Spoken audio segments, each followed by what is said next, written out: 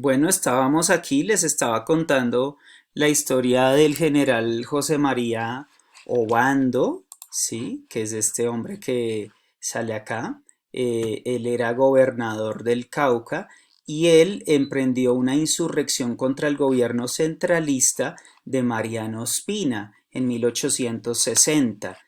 Marchó con su ejército desde el Cauca para derrocar al gobierno conservador que estaba pues obviamente establecido en la capital, Bogotá. Entonces resulta que Obando entró con sus tropas camino a Bogotá y entró por este caminito del Rosal. Pues obviamente no había todo esto, ¿sí? Era apenas una vereda con quizá un par de casitas por ahí, pero era muy deshabitado en ese momento. Incluso un cronista de esa época nos dice que era uno de los sitios más inhóspitos que tenía la sabana de Bogotá. Pero bueno, Obando siguió avanzando por aquí y fue como en este punto, a ver, de este pueblito llamado El Rosal, este municipio, que es el nombre técnico. Acuérdense que los pueblos realmente el nombre técnico es municipio. A ver dónde está el monumento a Obando. Acá está. Resulta que por aquí más o menos, eh, al ejército de Obando, el ejército federalista lo estaba esperando una emboscada, le salieron unos soldados acá, Obando trató de huir, pero lo alcanzaron, lo alanzaron, es decir, lo cogieron a punta de lanzazos, lo tumbaron del caballo y lo apuñalaron hasta matarlo. Eh, y aquí hay un monumento que lamentablemente le arrancaron la placa, yo no sé quién, pero el monumento decía, aquí cayó cobardemente inmolado el general José María Obando, creo que yo no sé cuándo de abril de 1861. Entonces este prócer de la patria murió aquí en el municipio del Rosal, muy cerca de donde nosotros estudiamos. Y de hecho acá en el Rosal, todo este barrio se llama El Obando. Uno va por acá y todo es Obando. Por ejemplo, el asadero Obando, que acá lo está tapando este borroso acá, no sé por qué. Pero sí, sí, mire, asadero El Obando. ¿Sí ve?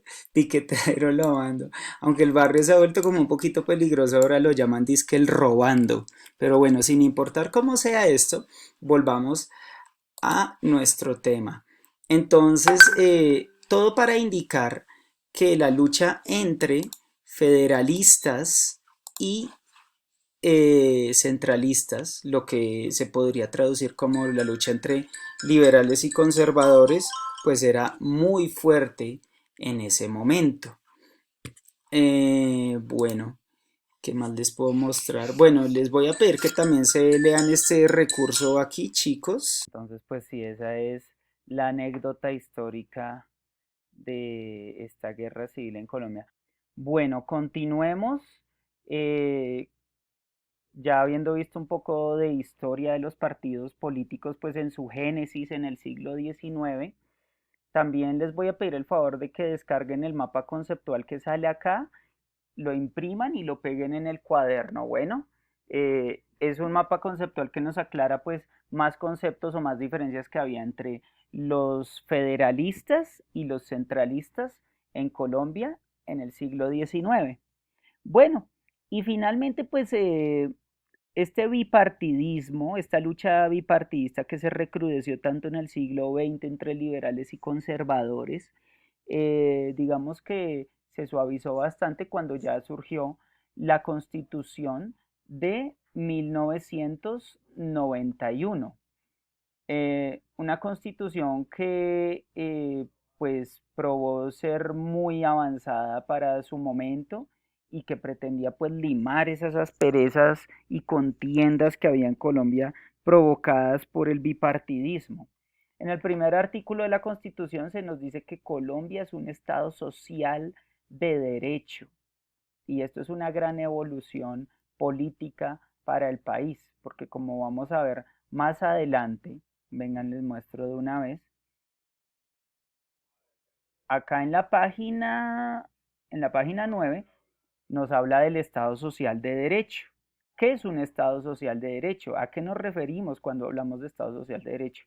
Pues bueno, primero que todo, antes los estados eran absolutistas, es decir, estaban en manos el poder estaba en manos solo de los reyes, de gobernantes que tomaban las decisiones por ellos mismos, gustase a quien le gustase. Y esta evolución, y estos estados, después de la Revolución Francesa, fueron transformándose cada vez más en estados liberales. Esto no tiene que ver con el Partido Liberal necesariamente, nos referimos a estados liberales en que precisamente liberaron muchos derechos eh, de soberanía para el pueblo, que antes solo le pertenecía a los monarcas. Un Estado social de derecho, por ejemplo, es un modelo basado en las leyes y en la imparcialidad judicial, ¿sí? Obviamente ustedes le van a pegar una leidita mucho más detenida a esta página, yo solamente les estoy dando un barniz. Miren, condiciones que deben cumplirse para que un país o un estado se llame Estado de Derecho. Que, por ejemplo, existan los tres poderes muy bien distinguidos y separados, ¿sí? Que estos tres poderes se vigilen el uno al otro. ¿Qué poder es? El ejecutivo, el legislativo y el judicial. También que los representantes que ha elegido el pueblo elaboren las leyes y que esas leyes sean un reflejo o consecuencia de la voluntad de las mayorías, que todos los ciudadanos posean las mismas garantías, es decir, que todos sean iguales ante el Estado, que existan formas de controlar la gestión de los representantes del pueblo, pues por ejemplo, les pongo un ejemplo nomás acá en Colombia, un organismo de control es la Contraloría, que se encarga de vigilar cómo se gastan los dineros públicos del país, que haya igualdad también y respeto a las minorías, ¿sí? Entonces, de eso se trata un Estado social de derecho y la Constitución del 91 consagra a Colombia como un Estado social de derecho. Ok, entonces decíamos que con la Constitución de 1991 la proliferación de partidos pues fue mucho mayor, ¿sí?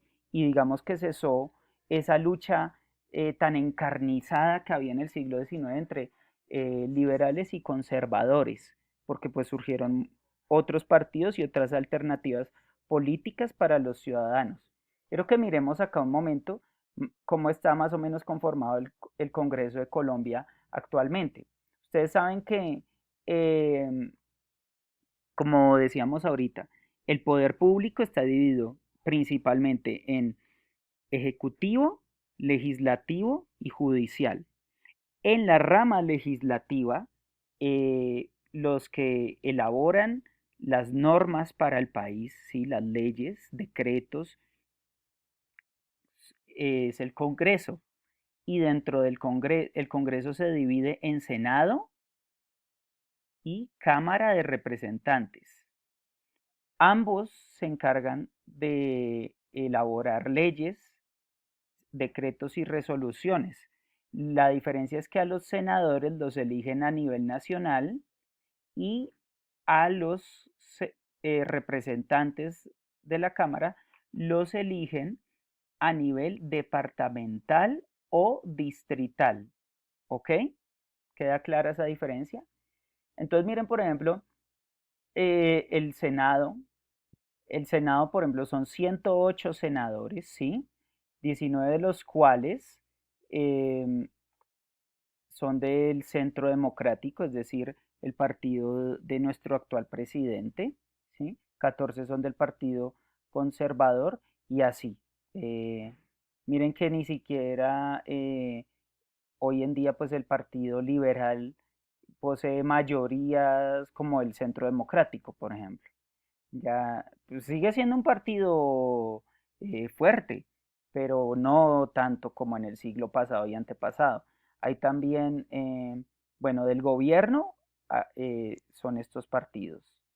Independientes, es decir, ni para aquí ni para allá, estos partidos. Y de la oposición, estos, que incluso ustedes saben que precisamente desde el año 2017 se concedieron 5 curules al partido FARC. Curules llamamos asientos en el Congreso, escaños en el Congreso. Y lo mismo en la Cámara de Representantes, ¿sí?